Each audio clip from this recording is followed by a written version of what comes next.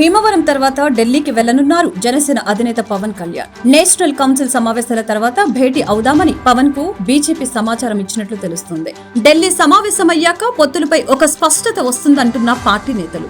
అమిత్ షా, నడ్డలతో భేటీకి సిద్ధమవుతున్న పవన్ 25వ తారీఖులోపు ఢిల్లీ వెళ్లే అవకాశం కనిపిస్తోంది.